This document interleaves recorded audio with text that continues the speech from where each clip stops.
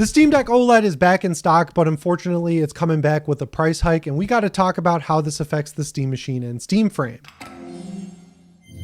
How's it going, everyone? As always, my name is Jimmy Champagne. This is Deck Ready, my channel all about Steam hardware. And in today's video, we're talking about the Steam Deck OLED being back in stock. Every morning when I get my news stories together to make a video, the very first thing I do is go to steamdeck.com, check to see if it's in stock. And then if it is, I tweet out a link. And if it's not, I sit there a little bit bummed because I want people to be able to buy a Steam Deck. So today I go to the website and I see that buy now button, an estimated delivery date of 3 to 5 business days, which it is still in stock at time of recording this video. It's been a couple of hours, so it seems like they have a lot of them. And then right when I go to screenshot the page to tweet out the link, I notice the prices and they are a little bit higher. So the 512 model was around $550, I want to say before. I don't know because they've been out of stock for so long. Now it costs $789. The 1 terabyte model was $730. I know that. And now it's $949. Valve did release a statement, but it's basically what you'd expect. They were like, yeah, because of shipping costs and component prices, we had to raise the price on the Steam Deck OLED. And they reiterate that this is the same Steam Deck, just in case you're like, oh,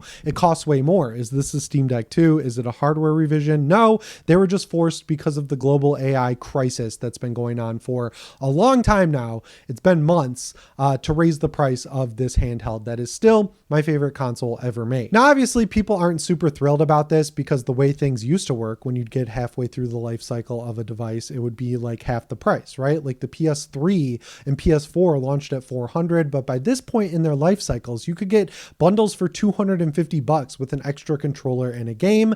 Now you're halfway through the generation and the PS6 is like $600. And now the Steam Deck, which started at $400 for the lowest spec model, is all the way up to $789. And that $400 model doesn't even exist anymore. So things have been out of whack for a while. And I'd imagine that they're going to stay this way pretty much forever. This is just the new normal. And that really is not great. And I think it's worth pointing out that Valve handled this situation as good as possible, despite the insane circumstances. Like the whole reason the Steam Deck was out of stock for so long was to stop a price increase from happening until they literally had to, right? Because the component prices went up. We know roughly that they were selling the Steam Deck at either a small profit or close to margin. So if you're selling at that tight of a margin, you got to make sure that you can continue to get the components at the same price, because if the price goes dramatically higher, then you're losing money on the hardware. And I know that, you know, with the Steam machine, we talk about them taking a loss, but it's a little bit different because this is older hardware. You don't want to take a loss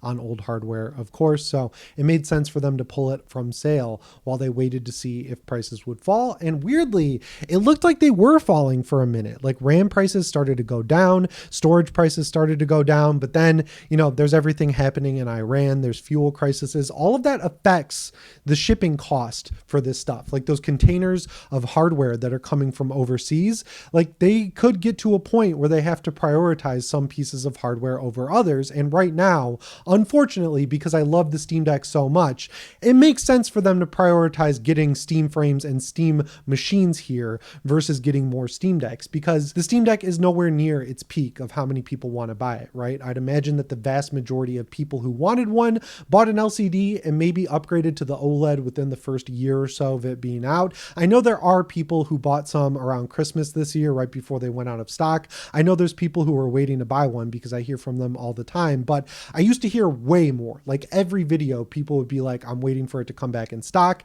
and then they would eventually get it. So, you know, largely speaking, it makes more sense to me, at least for them right now, to prioritize the Steam machine and Steam frame, getting those over here, especially with shipping and components being more expensive. So this is just the reality of what it is. As far as which one I would recommend, I still think the 512 is the way to go.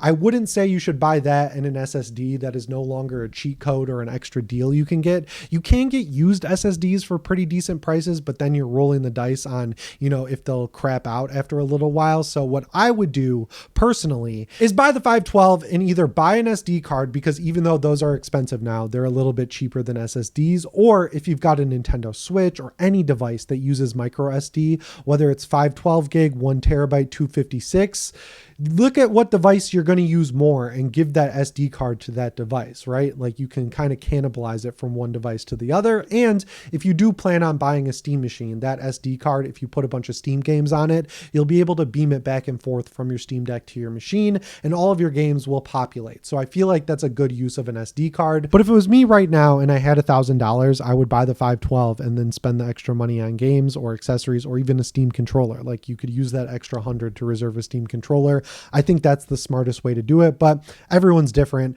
I don't think you're wrong for buying either option, or even if you decide to wait to see if the prices go down, I don't think you're wrong for that either, but I don't foresee these prices going down. I think this is the new normal. And if we're presented with a choice of have the Steam Deck at $789 and $949 or don't have it at all, obviously I'd prefer to have it at those prices if that's the choice I'm given. And thankfully, Valve's a pretty trustworthy company on this stuff. Like I just mentioned, that they worked hard to make sure they could keep selling it at the current price or the old price. And they were intermittently putting it back in stock when it would show up. So they did hold up to their word there. So if they are selling it at this price, I don't think they're price gouging or doing anything shady like that, like maybe some other companies are. And just for a point of comparison, relatively speaking, this is still the entry level gaming handheld. Like, they are not the only ones who have increased prices. They held out the longest. The Legion Go S is close to $1,000. The Legion Go 2 caps out at $2,000. And I was looking at the ROG Xbox Ally X, and I was shocked to see that it was on sale for $1,000,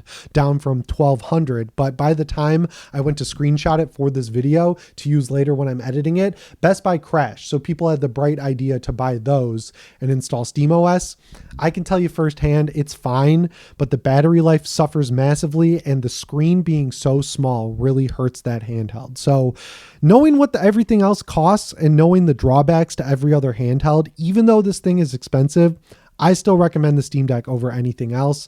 And if you're worried about how this affects the Steam Machine's pricing, I definitely see how we can go down that path. But going back to what I said a little bit earlier, I think it's more of prioritization of getting them over here versus the components. The components are definitely a factor, as we can see, but I think the shipping kind of gets underreported on in terms of how expensive that stuff is, because with everything happening with oil prices, that became another factor on top of the storage and RAM, not necessarily just like, you know, a new problem. It's a new problem in addition to the old problem, which is still a problem. So with that being said, I don't think we're going to be in that $500 to $600 range. I'm thinking $700 to $800 now, like $700, 512, $800, 1 terabyte.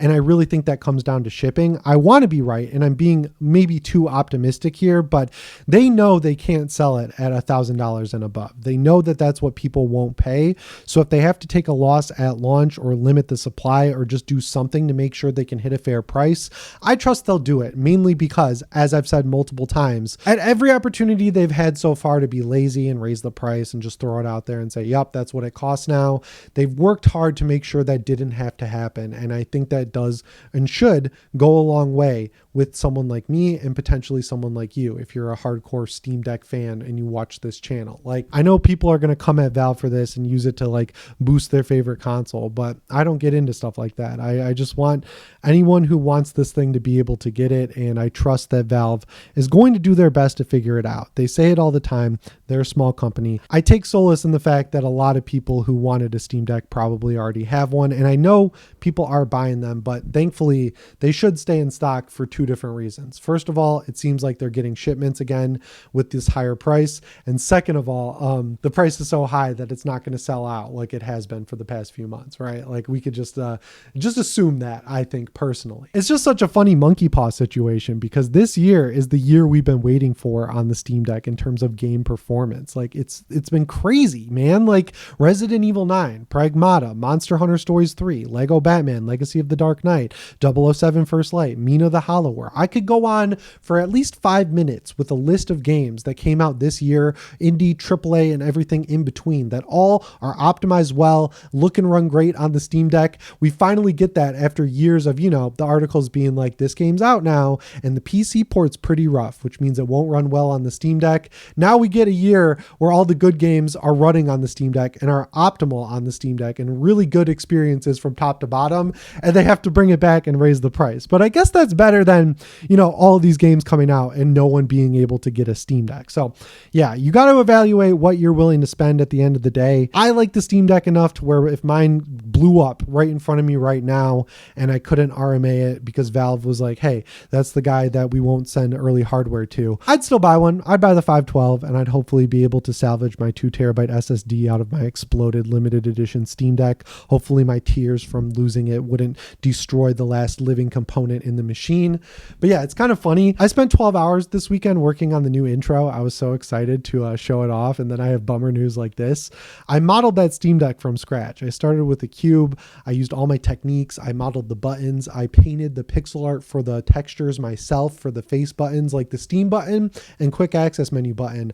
I drew the Steam words and the quick access 3 dots, and I drew the little A, B, X, Y for the buttons. I learned the hard part, which was making the triggers and bumpers, even though you can't see them. I figured out how to animate it. I waited 2 hours for it to render. It was a great experience, but I wish I had better news to show it off with. I could have saved it, I guess, but you know, I made the intro. I'm excited to show it off, but yeah, let me know what you think. Get your armchair analyst hat on and let me know how this is going to affect the Steam Machine and Steam Frame. I'd love to hear from you down in the comments below. Anyway, guys, as always, my name is Jimmy Champagne. I'll see you in the next one. Thanks for watching, and shape on.